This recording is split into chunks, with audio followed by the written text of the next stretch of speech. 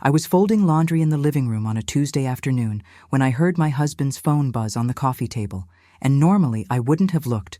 We'd been married 14 years, and I trusted him, or I thought I did. But something about the way it kept buzzing made me glance over. 3 times, 4 times, 5. Insistent, urgent, the kind of buzzing that said this couldn't wait. The screen lit up with notifications, and I could see the preview of the last message even from where I was standing with a towel in my hands, warm from the dryer and smelling like the lavender fabric softener I always used. "Your mom changed the password. Call me now." My heart stuttered, then stopped, then started again, too fast, like it was trying to catch up to what my brain was already understanding. I wasn't his mom. We'd been married for 14 years, together for 16. I'd been there when his mother passed away 6 years ago from lung cancer, had held his hand at her bedside while she took her last breaths, had helped plan the funeral, had stood next to him at the burial while he cried so hard his whole body shook. I still kept her photo on the mantel in our living room, the one from her 50th birthday where she's wearing that purple dress she loved and laughing at something someone said. I still visited her grave on her birthday every March, bringing fresh flowers and cleaning the headstone. I still made her sweet potato pie recipe every Thanksgiving because it was the one thing that made Julian tear up with missing her, that made him say, "Mama used to make it just like this," with his voice cracking. So who was calling him about a password his mom changed? I put down the towel, folded it carefully, placed it on top of the growing stack, my hands moving automatically even though my brain was screaming, and I picked up his phone. No password. He'd never locked it, said he had nothing to hide, said married people shouldn't have secrets. That's what he'd told me when I'd suggested he use a passcode after his phone got stolen at a job site 3 years ago. "I don't need one," he'd said. "I trust you, and I want you to trust me." The message was from a contact saved as M. Rodriguez, with no photo, no emoji, nothing to indicate who this person was. Just initials and a last name that could have been anyone. When I scrolled up, my thumb shaking slightly, I saw a thread of messages going back months, maybe 6 months, maybe more. Casual messages, the kind you send to someone you talk to regularly. "Running late. Can't make it tonight. See you Thursday. Don't forget the wine." Nothing incriminating on the surface, nothing that screamed affair if you just glanced at it quickly.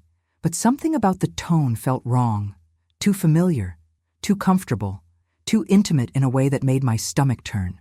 And then I saw it. A message from 2 weeks ago, sandwiched between messages about meeting times and traffic and weather. "Tell your mom I said thank you for letting us use the house. It's perfect." My mom. Not his mom, who was 6 years dead and buried in Lorraine Park Cemetery. Mine. Evelyn Thompson, who lived in a renovated row house in northwest Baltimore, who I called every Sunday, who I had dinner with twice a month, who'd been in my life for every major milestone and most of the minor ones. I stood there in my living room in Baltimore, Maryland, in the house Julian and I had bought 7 years ago with money we'd saved for 5 years before that, holding my husband's phone in one hand and a dish towel in the other, and the world tilted sideways. Not metaphorically, actually tilted, like the floor had become a ramp and I was sliding down it, unable to catch myself. If you've ever had that moment where everything you thought you knew turns out to be a lie, where the ground beneath your feet just dissolves and you're falling through space with nothing to grab onto, then you know what I'm talking about. Your body knows before your mind catches up. Your heart starts racing, your hands start shaking, your vision narrows to a pinpoint. Fight or flight. Except there's nowhere to run and nothing to fight except the truth that's staring you in the face from a phone screen. Because what I discovered in the next hour, what I found when I kept scrolling, when I started putting pieces together, when I stopped being the trusting wife and became the detective I never wanted to be, would unravel my entire marriage, my relationship with my mother, and everything I thought I understood about trust and family and who you can count on when everything falls apart. I went to the bedroom where Julian was getting ready for work. He was a foreman for a construction company, had been there for 12 years, always left at 6:30 in the morning, and usually got home around 7 at night, sometimes later if there was a deadline or a problem on a site. He was sitting on the edge of the bed tying his work boots, The timberlands I'd bought him for Christmas 2 years ago, and I stood in the doorway holding his phone like it was evidence, which it was. "Who's M? Rodriguez?" He looked up from his boots, and I saw it immediately. That flicker of panic in his eyes, that split second of "oh shit" before he rearranged his face into confusion. If I hadn't been looking for it, I might have missed it. But I was looking. I was paying attention in a way I hadn't been paying attention for months, maybe years. And once you see that flicker, you can't unsee it. "What? Mia Rodriguez, who is she?" "I don't—" "Let me see the phone." "No, just tell me who she is." My voice was steady, which surprised me. Inside I was screaming, but outside I sounded calm, cold even, like I was asking him what he wanted for dinner, not who he'd been texting for 6 months. "Shanice, I don't know what you're talking about." "Your mom changed the password. That's what the message says. Except your mom has been dead for 6 years, Julian. So who the hell is calling you about a password that your mom changed?" His face went pale, then red, then pale again, like his body couldn't decide which panic response to go with. He stood up slowly, hands out like he was approaching a wild animal that might bolt or attack. "Okay, let me explain." "Explain what? That you're cheating on me? That you've been sneaking around with someone and lying about it? That you've been using my mother somehow in this whole thing?" My voice was rising now, the calm cracking, and I felt tears burning behind my eyes, but I refused to let them fall. Not yet. Not until I knew everything. "It's not like that." "Then what is it like? Because from where I'm standing, it looks like you've been having an affair and my mother's been helping you.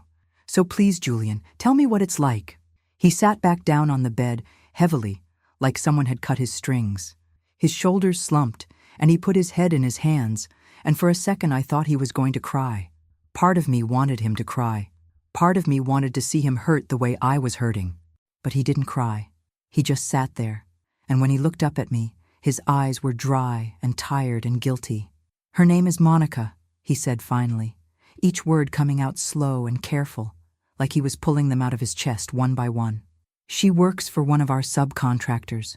We've been seeing each other for about a year. A year. 12 months. 365 days of lies. 52 weeks of him coming home and kissing me hello and asking about my day and sleeping next to me, and all the while knowing he was with someone else. I did the math automatically. Couldn't stop myself. A year ago was October. Last October. When we'd gone to his company picnic and he'd introduced me to everyone and we'd played volleyball and eaten hot dogs and I'd thought everything was fine. When we'd celebrated our 13th anniversary with dinner at the Italian place we always went to, and he'd given me flowers and told me he loved me. When we'd started planning Thanksgiving and decided to have it at our house for the first time. All of that had been happening while he was with her. "And my mother?" I asked, and my voice cracked on the word mother, because that hurt almost more than the affair itself. That hurt in a way I didn't have words for. He looked down at his hands. Work-roughened hands, calloused from years of construction, hands I'd held 1,000 times. "She's been letting us use her place sometimes, when you're at work." The room spun. Actually spun, like I was drunk or sick or dying. I grabbed the doorframe to steady myself. "What do you mean, letting you use her place?" "I went to her about 6 months ago. Told her I needed to talk, that I was going through something. She said I could come by any time, that she'd be there for me. And then," he trailed off. "And then what?" "And then Monica and I needed somewhere to go, somewhere private. And your mom offered. She said—" He stopped again. "She said what, Julian? Finish the fucking sentence." He flinched at the curse. I never cursed at him. In 14 years of marriage, I'd raised my voice maybe 3 times, and I'd never sworn at him. "She said you'd been distant lately, that you were always working.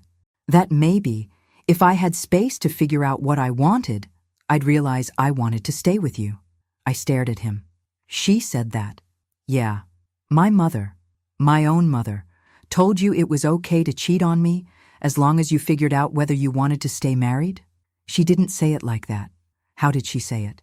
"She said marriage is complicated, that sometimes people need space to figure things out, that she didn't judge me for being confused." Confused. The word tasted like poison. "You weren't confused. You were cheating. There's a difference. I know it was wrong. But Shanice, you have to understand, I don't have to understand anything. You made a choice. You made 100 choices, and my mother helped you make them. I was shaking now, my whole body vibrating with rage and hurt and something else I couldn't name. Betrayal, maybe. The deepest kind of betrayal. The kind that comes from the people who are supposed to love you most. I'm sorry. I'm so sorry. I never meant to hurt you. But you did. You hurt me in the worst way possible, and you involved my mother in it. So don't tell me you didn't mean to. You made choices, hundreds of them. Every time you lied about where you were, every time you texted her, every time you went to my mother's house to be with her, those were all choices. He stood up and reached for me, but I stepped back. Don't touch me. Shanice, get out. What? Get out of this house right now before I do something we'll both regret. Can we just talk about this? Can we? There's nothing to talk about. You cheated on me for a year, with someone you work with, using my mother's house, using my mother's help. What exactly do you want to talk about? Do you want to tell me you love me? That it didn't mean anything? That you'll stop seeing her? Yes, all of that. I'll stop. I'll quit my job if I have to. I'll do whatever you want. Just don't what? Don't leave you? Don't kick you out? Why shouldn't I? Give me one good reason why I should let you stay in this house one more second. He couldn't. I could see him trying to find the words, trying to figure out what to say that would fix this, but there was nothing. No words that could put this back together. No apology that could make this okay. Get your stuff and get out, I said. You can come back for the rest of it later, but right now, I want you gone. He grabbed his work bag, the canvas one with his company logo on it that I'd had embroidered with his name 2 Christmases ago, and as he passed me in the doorway, he tried one more time. I love you. I know you don't believe me right now, but I do. I love you. If you loved me, you wouldn't have done this. He left, and I heard the front door close, heard his truck start in the driveway, heard him pull away. And then I sat down on the bed, our bed, the one we'd picked out together at that furniture store in Towson, the one we'd saved up for because we wanted something nice, something that would last. And I stared at the wall. I didn't cry. I couldn't. The tears were there, backed up behind some dam in my chest, but they wouldn't come. Instead, I just sat there, Julian's phone still in my hand, and I thought about my mother. My mother, who'd raised me alone after my father died when I was 12, who'd worked 2 jobs to keep us in our house, to make sure I could go to college, to give me everything she'd never had, who'd been at every school play, every parent-teacher conference, every important moment of my life, who'd helped me plan my wedding, who'd held my hand through 2 miscarriages, who I'd called every Sunday without fail for 38 years. How could she do this to me? How could she choose a man, my husband, but still, over her own daughter? I needed to know. I needed to hear her say it. Needed to understand what could possibly make a mother betray her child like this. So I called her. My phone rang at 7:30, exactly on schedule, because my mother was nothing if not punctual. Every morning at 7:30, she called to check in, to say good morning, to tell me about her plans for the day or ask about mine. It was a routine we'd had for years, ever since I'd moved out of her house at 22. Rain or shine, vacation or work day, 7:30 a.m. My phone rang. This morning, I almost didn't answer. My finger hovered over the red decline button, and I thought about just letting it go to voicemail, about not having this conversation yet, about giving myself time to calm down and think and figure out what I wanted to say. But I couldn't. I needed to hear her voice, needed to know if she'd sound guilty or defensive or sorry, needed to hear what she had to say for herself. So I answered. "Good morning, sweetheart," she said, bright and cheerful, like she hadn't been facilitating my husband's affair for the past 6 months. Her voice was the same as always, warm, familiar, the voice that had sung me lullabies and read me bedtime stories and told me everything would be okay when my father died. "I'm making breakfast if you want to come by. French toast, the kind you like with the cinnamon. French toast." She was offering me French toast like this was a normal Tuesday, like nothing had happened, like she hadn't just blown up my entire life. "I know," I said. My voice was flat, emotionless, and I heard her pause on the other end of the line. Silence. long enough that I could hear her breathing, could hear the sound of something sizzling in a pan in the background. You know what? I know about Julian and Monica. I know you've been letting them use your house. I know you've been helping him cheat on me. The silence stretched so long, I thought she'd hung up. I pulled the phone away from my ear to check. But no, the call was still connected. She was just not saying anything, not defending herself, not denying it, just breathing on the other end of the line while I waited. Finally, Shanice, don't say my name like that. Don't use that voice, that soft, understanding, I'm your mother and I know best voice. Just tell me why. Why would you do that to me?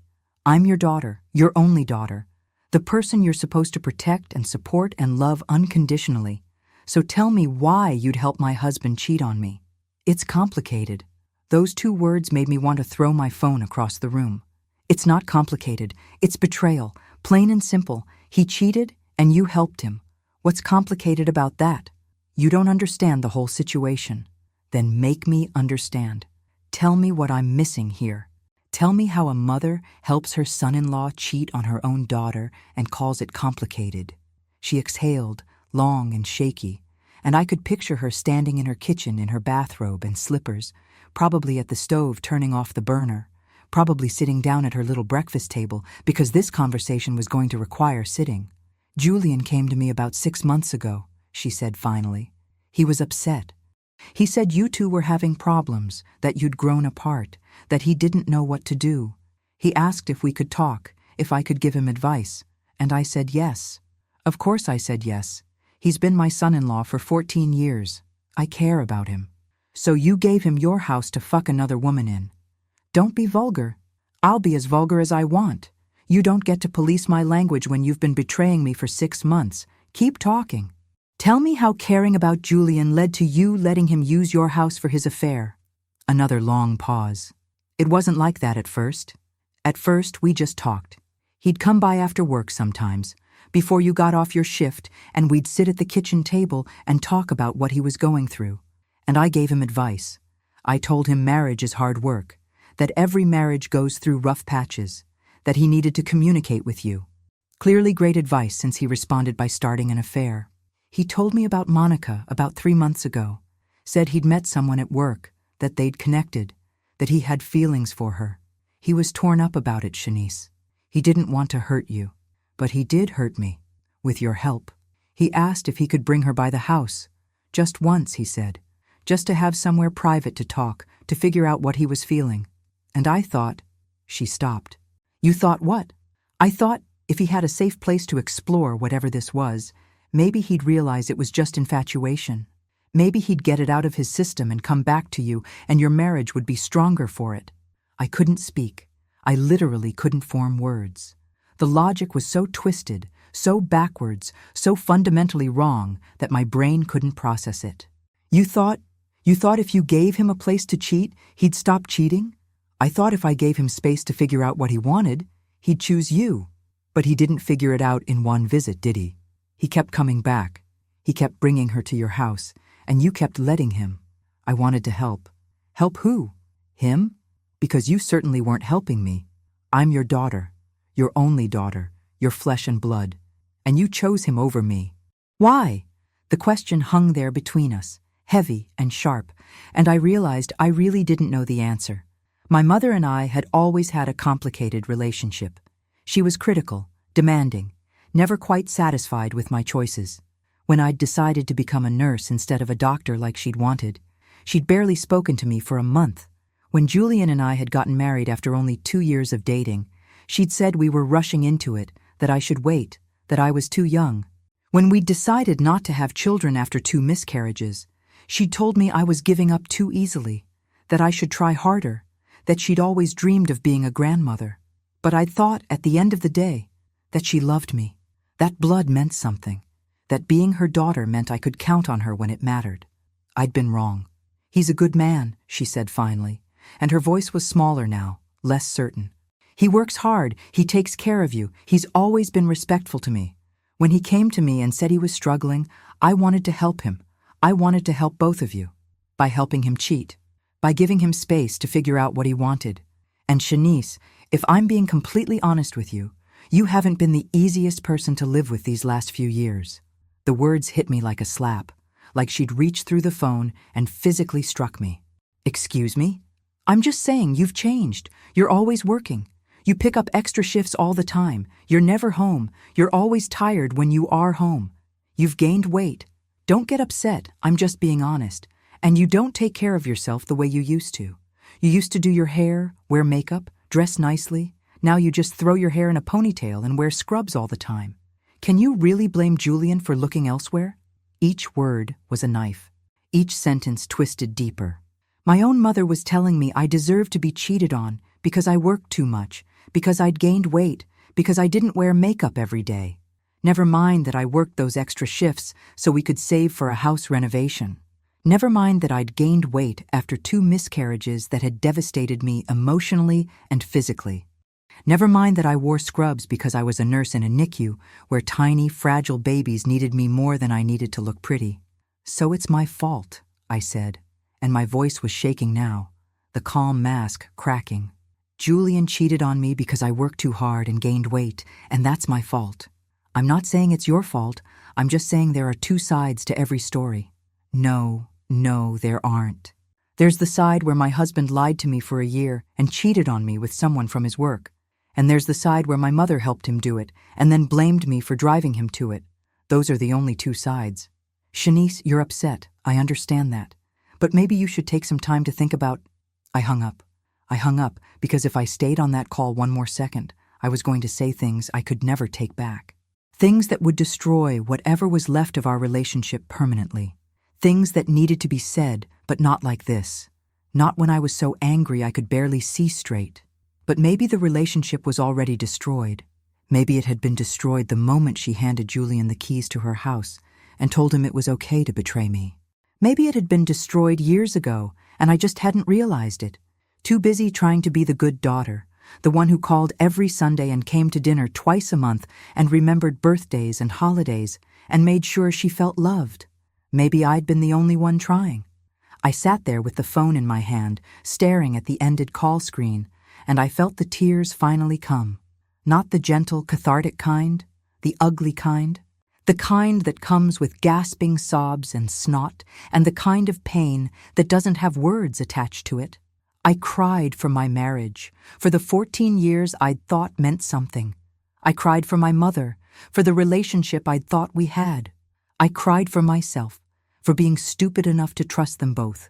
And then I dried my face, got dressed, and went to work. Because I had tiny babies to take care of, and they needed me more than I needed to fall apart. I went to work because I didn't know what else to do. I was a nurse at Johns Hopkins, worked in the NICU, and I couldn't just not show up because my life was falling apart. Babies needed me. Families needed me. I could fall apart on my own time. But my friend Keisha took one look at me and pulled me into the break room. "What happened?" "Julian's been cheating on me. For a year. With someone from his work." "Oh my God, Shanice." "And my mother's been helping him. Giving him her house to do it in." Keisha's mouth literally fell open. "Your mother? Your actual mother?" "Yeah. I don't even have words. That's evil. She said I've gained weight and I'm always tired, so I should have seen it coming." "She said what?" "That I haven't been the easiest person to live with. That Julian's a good man who was struggling. That she was just trying to help." Keisha pulled me into a hug, and that's when I finally cried. Standing in the break room of Johns Hopkins Hospital in my scrubs, crying into my best friend's shoulder while she told me over and over that this wasn't my fault, that I didn't deserve this, that my mother was wrong and Julian was wrong, and I was going to be okay. I wanted to believe her, but I didn't know how. That evening, I did something I should have done immediately. I went to my mother's house. She lived in Northwest Baltimore, in a nice neighborhood with tree-lined streets and old row houses that had been renovated into single-family homes. She'd bought the place 10 years ago after my father died, used his life insurance money to pay cash, turned it into her pride and joy. I had a key, but I rang the doorbell instead. I wasn't family anymore. I was an intruder. She opened the door and her face fell when she saw me. "Shanice, I want to see it." "See what?" "The house. I want to see where my husband's been fucking his mistress." "Don't be crude." "Let me in, Mom." Now. She stepped aside, and I walked through the house I'd visited 1,000 times, for holidays, for Sunday dinners, for random afternoons when I just wanted to see my mother. I looked at it all with new eyes. The couch where they'd probably sat together, the kitchen where they'd probably made meals, the bedroom upstairs where they'd probably— I couldn't finish the thought. I went upstairs without asking permission and pushed open the door to the guest bedroom. It looked normal. Clean sheets, made bed, nothing out of place. But when I opened the closet, I saw a pair of women's shoes, size 7. I was a size 9. These belonged to someone else, someone with smaller feet and probably a smaller waist, and definitely no right to be leaving her shoes in my mother's house. I picked them up and went back downstairs. My mother was in the kitchen, and I dropped the shoes on the counter in front of her. These hers? She didn't answer. How many times, Mom? How many times did they come here? I don't know. Yes, you do. You know exactly how many times because you had to be here to let them in, or you had to give Julian a key or something. You were involved in this. So how many times? Maybe a dozen. Over 6 months. A dozen times. Twice a month, my husband had been coming to my mother's house to cheat on me, and she'd known. She'd facilitated it. She'd made it easy for him. Did you meet her? Once. What's she like? My mother looked at me with something that might have been pity. Does it matter? Yes, it matters. I want to know who my husband left me for. I want to know what she has that I don't. She's younger, prettier, thinner. She laughs at his jokes. She makes him feel good about himself. Every word was a knife. And I don't? Shanice, when was the last time you and Julian went on a date? When was the last time you got dressed up for him? When was the last time you acted like you were happy to see him? When was the last time he acted like he was happy to see me? When was the last time he planned a date or bought me flowers or did anything to make me feel special? Marriage is a two-way street, Mom. You don't get to blame me for him cheating. I'm not blaming you. I'm just saying there are two sides to every story. And you chose his side. You chose him over me, your own daughter. She looked down at the shoes on the counter. I thought I was helping. I thought if he had space to figure things out, maybe he'd realize he wanted to stay with you. But he didn't figure things out. He just kept cheating. With your help. I made a mistake. A mistake is forgetting someone's birthday. This is betrayal. This is choosing a man over your daughter. This is unforgivable. I left the shoes on the counter and walked out. She called after me, but I didn't stop. I got in my car and drove home and sat in the driveway for a long time before I could make myself go inside. Julian came home that night. I'd changed the locks, called a locksmith as soon as I'd gotten home from my mother's, paid him extra to come immediately. So when Julian tried his key and it didn't work, he knocked. I opened the door but stood in the doorway blocking him. What do you want? I want to come home. This isn't your home anymore. Shanice, come on. Can we please talk about this like adults? Adults don't cheat on their spouses for a year and then act like the victim when they get caught. Adults don't involve their mother-in-law in their affairs. Adults don't lie every single day and then expect forgiveness. I made a mistake. Stop calling it a mistake. A mistake is taking the wrong exit on the highway. This was a choice. Hundreds of choices. And you made all of them knowing they would hurt me. He ran his hand over his face, and I could see the exhaustion there, the guilt, the fear. Good. He should be afraid. He should be worried about what came next. What do you want me to do? He asked. I want you to leave. I want you to go stay with Monica, or get a hotel, or sleep in your truck, I don't care. But you're not staying here. This is my house too, and I'll buy you out. But right now, tonight, you need to leave. Are you divorcing me? The question hung in the air between us. Was I? A week ago, I would have said divorce wasn't an option, that we'd been married 14 years, and that meant something, that you work through problems instead of running away from them. But that was before I knew about Monica, before I knew about my mother's involvement, before I knew just how deep the betrayal went. I don't know yet, I said. But I do know you can't stay here, so get what you need for a few days and go. I let him in to pack a bag, watched him move through our bedroom like a stranger, taking clothes and toiletries and his laptop. He tried to talk to me twice more, but I didn't respond. What was there to say? What could he possibly tell me that would make this better? When he left, I locked the door behind him, and then I did something I should have done from the beginning. I called a lawyer.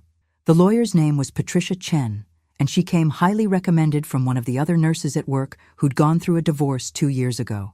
She agreed to see me the next morning, and I sat in her office at 8 a.m. and told her everything. "So your husband was cheating and your mother was helping him," she said, taking notes. "That's a new one. Is it relevant? Legally? In Maryland, we're a no-fault divorce state, so the affair itself won't affect the property division. But the involvement of your mother might be relevant if there are any financial entanglements. Does she own the house outright?" "Yes." "And she never charged them rent or anything?" "I don't think so." "I don't know." "Okay. We'll need to look into that. The other thing we need to do immediately is secure your finances. Do you have joint accounts?" "Yes. Joint checking, joint savings, joint credit cards." "Okay. I want you to open your own checking account today. Transfer half of what's in the joint accounts into your new account. Document everything. Screenshot balances, download statements, make copies of everything. And I want you to freeze your credit so he can't open any new accounts in your name." "You think he'd do that?" "I think people do all kinds of things when they're going through a divorce. Better to be safe." She gave me a list of things to do, practical steps that felt both too concrete and not concrete enough. Open new accounts, change passwords, document everything, get copies of all financial records, make a list of all marital assets, start keeping a journal. "And Shanice," she said as I was leaving, "don't talk to your mother, not yet. Not until we figure out what her involvement was and whether there are any legal implications. Can you do that?" I nodded. Not talking to my mother was the easiest thing anyone had asked me to do in days. I threw myself into the practical work of protecting myself. I went to the bank and opened a new checking account, transferred exactly half of our joint savings, $23,147.16, into it. I went home and went through every drawer, every file, every box in the basement, looking for financial documents. Tax returns, mortgage statements, credit card bills, retirement account statements. I made copies of everything, organized them in folders, created a spreadsheet tracking all our assets and debts. And that's when I found it. In the back of Julian's filing cabinet, in a folder marked Old Bills, I found a credit card statement I'd never seen before. It was in Julian's name only, from a bank we didn't use, and the balance was $12,000. I went through the charges line by line, and my stomach turned. Jewelry stores, restaurants I'd never been to, hotels, florists, Victoria's Secret, a weekend in Ocean City, tickets to a Beyoncé concert I'd begged Julian to take me to, and he'd said we couldn't afford. He'd been using this secret credit card to romance Monica while telling me we needed to cut back on expenses. But that wasn't the worst part. The worst part was that stuck to the back of one of the statements, like it had been written down and then forgotten, was a small post-it note. In my mother's handwriting, it said, PIN 8247. My mother had given him the PIN to this credit card, which meant she hadn't just given him her house. She'd helped him hide money from me. She'd been complicit in the financial deception, not just the emotional one. I took a photo of the statement and the post-it note and sent it to Patricia. Then I sat on the floor of Julian's office and tried to understand how my mother could have done this to me. How do you reconcile the woman who raised you, who kissed your scraped knees and braided your hair and taught you how to make pie crust, with the woman who helped your husband cheat on you? How do you hold both of those truths in your head at the same time? I couldn't, so I stopped trying. That night, my mother called. I didn't answer. She called again and again. Finally, she left a voicemail. Shanice, I know you're angry, but we need to talk. Julian came by today and he's devastated. He loves you. He wants to work things out. I think you should give him another chance. Everyone makes mistakes, and he's a good man who just got confused. Call me back. We need to discuss this like a family. I deleted the voicemail without listening to it all the way through. We weren't a family. Families don't betray each other. Families don't choose sides. Families don't help one member hurt another. My sister Kendra called an hour later. She lived in Atlanta with her husband and 3 kids, and we talked maybe once a month, usually about nothing important. But she'd clearly talked to our mother. Shanice, what the hell is going on? You talked to Mom. She called me crying, saying you're divorcing Julian and refusing to speak to her and she doesn't know what she did wrong. She doesn't know what she did wrong? Are you serious right now? That's what she said. So what happened? I told her. All of it. The text message, the confrontation, the discovery about my mother's involvement, the secret credit card with her handwriting on the pin. When I finished, Kendra was silent for a long moment. She did what? You heard me. Mom helped Julian cheat on you? Yeah? And she gave him money? I don't know if she gave him money or just helped him hide money from me, but yes. Her handwriting is on the PIN number for a secret credit card he used to take Monica on dates. Jesus Christ. Yeah. What are you going to do? I'm divorcing Julian, and I'm never speaking to Mom again. Shanice, she's our mother. She's your mother. She's not mine anymore. Because mothers don't do what she did. They don't choose a son-in-law over their own daughter. They don't facilitate affairs. They don't help hide money. So no, she's not my mother anymore. She's just a woman who gave birth to me. Kendra sighed. I get that you're angry. I'm not angry. I'm done. There's a difference. But she's family. You can't just cut her off. Watch me. We hung up a few minutes later, and I felt the loneliness settle in. My husband had betrayed me. My mother had betrayed me. And now my sister was taking their side, or at least not fully taking mine. Who was left? Who could I trust? Keisha, I decided. My friend from work. She'd been there from the beginning, had listened without judgment, had held me while I cried. If there was anyone I could count on, it was her. The divorce process was brutal. Julian hired his own lawyer, and suddenly we were adversaries instead of partners. Everything became a fight. Who got the house? Who got the car? How we'd split the retirement accounts? Who was responsible for which debts? Julian's lawyer tried to argue that the secret credit card was for work expenses. Patricia tore that argument apart with the statements showing charges at Victoria's secret and jewelry stores and romantic restaurants. The judge didn't look impressed. Julian's lawyer tried to argue that I'd stolen marital funds by transferring half our savings into my own account. Patricia pointed out that I'd taken exactly half, had documented everything, and had done so on the advice of counsel to protect my interests. The judge told Julian's lawyer to move on. Julian's lawyer tried to argue that I was being vindictive by refusing to speak to my mother and that I was trying to poison Julian's relationship with my family. Patricia objected, said my relationship with my mother was irrelevant to the divorce proceedings, and the judge sustained the objection. But the worst part was when they put my mother on the stand. Julian's lawyer had subpoenaed her, and she showed up in a navy suit looking nervous and guilty and defiant all at once. I sat behind Patricia's table and watched this woman I'd known my entire life take the oath to tell the truth, and I wondered which version of the truth she'd tell. Ms. Thompson, Julian's lawyer said, can you describe your relationship with your daughter, Shanice? She's my daughter. I love her very much. And your relationship with Julian? He's been my son-in-law for 14 years. He's a good man. I've always liked him. Did Julian ever come to you to discuss problems in his marriage? Objection, Patricia said. Relevance. Your Honor, I'm establishing the context for Ms. Thompson's involvement in the situation. Overruled. The witness may answer.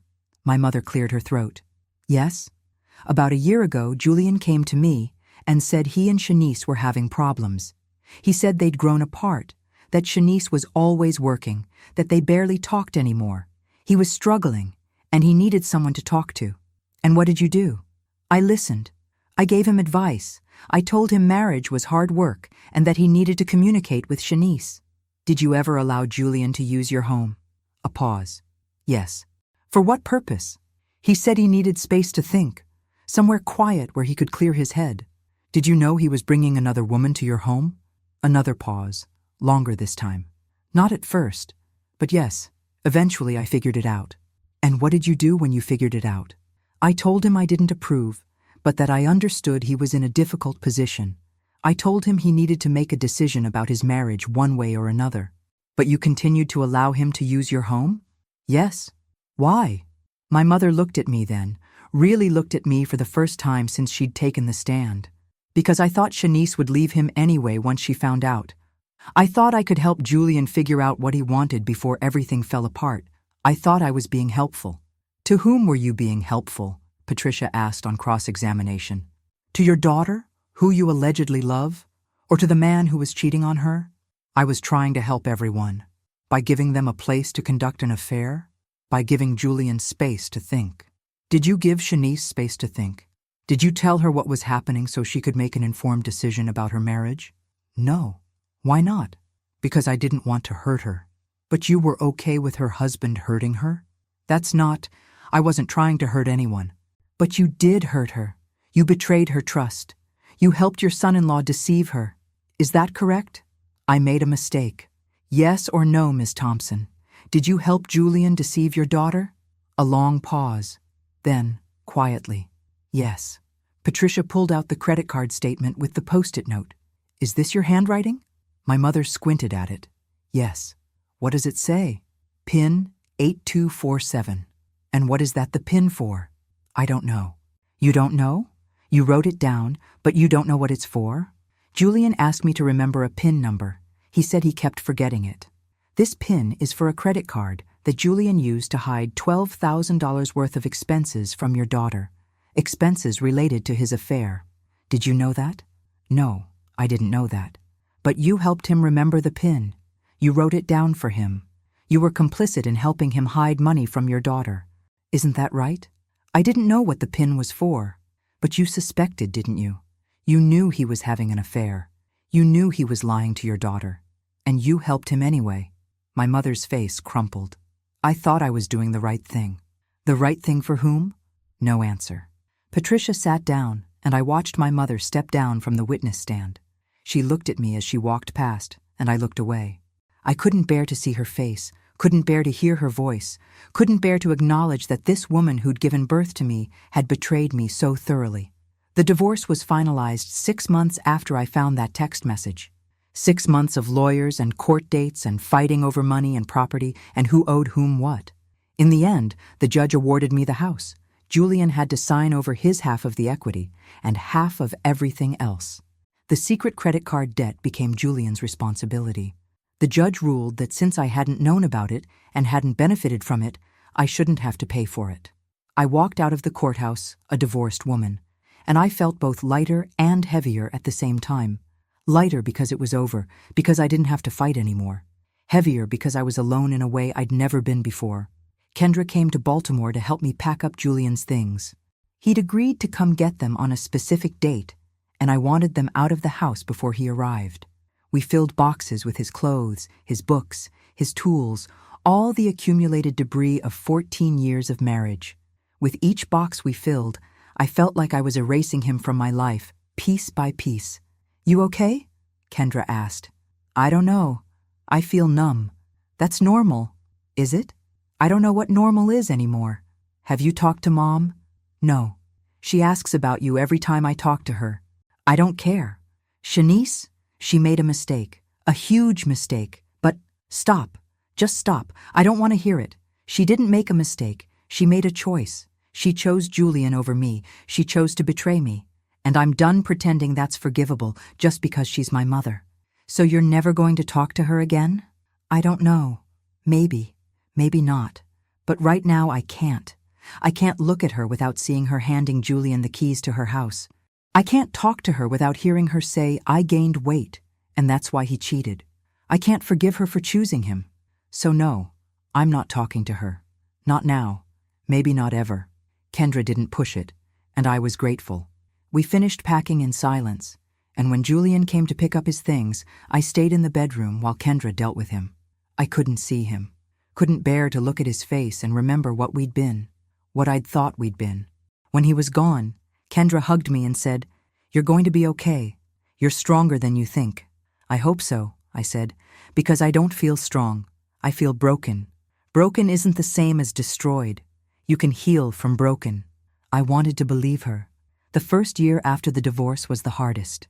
I threw myself into work, picking up extra shifts, volunteering for the most difficult cases, anything to avoid going home to an empty house. I lost weight without meaning to. Not from dieting, just from forgetting to eat, from being too exhausted to cook, from not caring about food when eating alone felt like a punishment. I went to therapy. My therapist's name was Dr. Green, and she was patient and kind and didn't judge me when I cried through entire sessions. She helped me see that what my mother had done wasn't about me. It was about her own issues, her own need to be needed, her own twisted logic that said helping Julian was somehow helping me. But understanding why she did it didn't make it hurt less. If anything, it made it hurt more, because it meant she'd chosen to hurt me knowingly, deliberately, for reasons that had nothing to do with my well-being and everything to do with her own sense of control. I started dating again about 18 months after the divorce.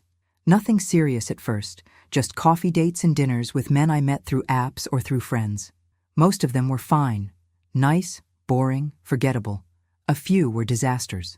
One guy spent the entire date talking about his ex-wife. Another guy asked me to Venmo him for my half of dinner before we'd even finished eating. But then I met David. He was a teacher at a middle school in Baltimore, taught social studies, coached basketball. We matched on Bumble and talked for 2 weeks before we met in person. And when we did, I realized he was even better than his profile suggested. He was funny and kind and genuinely interested in what I had to say. He didn't talk about his ex, except to mention they'd divorced 3 years ago and he had joint custody of their 2 kids. On our 3rd date, I told him about Julian and my mother. I figured it was better to get it out of the way early, to see if he'd run once he knew how messy my life had been. He didn't run. Instead, he said, "That's rough. I'm sorry you went through that. Does it scare you? The fact that my mother helped my husband cheat on me? No. It makes me sad for you, but it doesn't scare me. Everyone's got baggage. Mine just happens to be an ex-wife who cheated on me with my best friend." Jesus, really? Yeah. So I get it. The betrayal, the trust issues, all of it. We can be damaged together. We dated for a year before he asked me to move in with him. I said yes, but slowly, carefully, with boundaries and conversations about what we both needed. He never pushed, never demanded, never made me feel like I owed him anything. He just showed up, consistently and honestly, and slowly I learned to trust again. It's been 5 years since I found that text message on Julian's phone. 5 years since my life exploded and I had to rebuild from scratch. And if I'm being honest, I'm still rebuilding. Some days are better than others. Some days I wake up happy and content and grateful for the life I've built. Other days I wake up angry and sad and wondering if I'll ever fully heal. But I'm here. I'm still standing. And that counts for something. I still work at Johns Hopkins. I'm still in the NICU, still taking care of the tiniest, most fragile humans, still finding meaning in the work, even on the days when everything else feels meaningless. David and I got married last year. Small ceremony, just close friends and family. Kendra was there. My father's sister. My Aunt Joyce was there. David's kids were there. They're teenagers now, and they call me their bonus mom, which makes me cry every time. My mother wasn't there. I haven't spoken to her in 5 years, not since the day she testified in my divorce proceedings. She's tried to reach out. Cards on my birthday, voicemails on holidays, messages passed through Kendra, but I haven't responded. I don't know if I ever will. Kendra thinks I should forgive her, should at least talk to her, should try to rebuild some kind of relationship. She's getting older, Kendra said last Christmas. She's not going to be around forever. Don't you want closure? But closure isn't something someone else can give you. It's something you create for yourself. And I've created it by accepting that my mother made a choice, that choice hurt me deeply, and I'm allowed to protect myself by keeping her out of my life. Maybe that makes me unforgiving. Maybe that makes me cold. But it also makes me safe. And after everything I've been through, safety matters more than forgiveness. I heard through Kendra that Julian and Monica broke up about 2 years ago. He's dating someone new now. Someone closer to his age, someone who apparently doesn't know about his past. Part of me wants to warn her, wants to tell her to run, to protect herself, to not trust him. But that's not my job. I'm not responsible for protecting other women from my ex-husband. I'm only responsible for protecting myself. What I've learned is that betrayal changes you. It marks you. You can heal, you can move on, you can build a new life, but you're never the same person you were before. The innocence is gone. The ability to trust without question is gone. The belief that family means unconditional love is gone. But you gain things too. You gain strength. You gain clarity. You gain the knowledge that you can survive things you thought would destroy you. You gain the ability to set boundaries and enforce them, to walk away from people who hurt you, to choose yourself when choosing someone else would be easier. I'm not the woman I was 5 years ago. That woman was naive, trusting, willing to overlook red flags because she wanted to believe in people. This woman, the woman I am now, is harder, more guarded, more skeptical, but she's also stronger, more resilient, more sure of herself. And she's learned that sometimes the people who are supposed to love you the most are the ones who hurt you the worst. That family isn't always blood. That trust is earned, not given. That you can build a life from ruins if you're willing to do the work. The credit card statement is still in my files, the one with my mother's handwriting on the pin. Sometimes I look at it and I feel the anger rise up again, hot and bitter, but mostly it just makes me sad. Sad for what we could have been. Sad for the relationship we'll never have. Sad that she chose a man over her own daughter and has to live with that choice. But I'm not sad for me. Not anymore. I'm proud of me. Proud that I left. Proud that I fought for myself. Proud that I didn't let them destroy me. If stories like mine resonate with you, if you've been through something similar and you need to know you're not alone, I hope you'll stick with me. Because there are more chapters ahead. There always are. And if you want to be part of this community of people who refuse to let betrayal define them, hit that subscribe button and turn on notifications. David and I are talking about having a baby. It terrifies me. The idea of bringing a child into a world where trust can be shattered so easily, where people you love can betray you so completely. But it also excites me. The idea of creating something new, something good, something untainted by the past. Maybe that's what healing looks like. Not forgetting what happened, but choosing to build something new anyway. Choosing hope even when you have every reason to be cynical. Choosing love even when you've been hurt. I don't talk to my mother. I probably never will. But I have David, and I have Kendra, and I have Keisha, and I have Aunt Joyce, and I have a community of people who showed up when I needed them. That's family. Not the people who share your blood, but the people who show up. The people who choose you. The people who prove, day after day, that they're worthy of your trust. And that's enough. It has to be enough. Because it's all we really have. The people who choose to love us well, and the strength to walk away from the people who don't. My mother made a choice 5 years ago. She chose Julian over me. She chose to facilitate his affair, to help him hide money, to betray me in the worst way possible. And I've made my choice too. I've chosen to protect myself. To build a life without her, to surround myself with people who actually love me. It's not the ending I would have written 5 years ago, but it's the ending I have, and I'm learning to be okay with that. If you're going through something similar, if someone you trusted has betrayed you, if someone who was supposed to love you has chosen someone else, if you're trying to figure out how to rebuild after everything fell apart, I want you to know that you can do this. It won't be easy, it won't be quick, it won't be painless. But you can do it. You can survive. You can heal. You can build a life that's worth living, even after betrayal. I'm living proof of that. And if you want to hear more, if you want to know how the story continues, if you want to be part of this journey of healing and rebuilding and learning to trust again, I'd be honored to have you here. Subscribe, turn on those notifications, and let's keep going together. Because we're not done yet. None of us are. There are more chapters to write, more lessons to learn, more healing to do, but we don't have to do it alone. We have each other, and that's everything.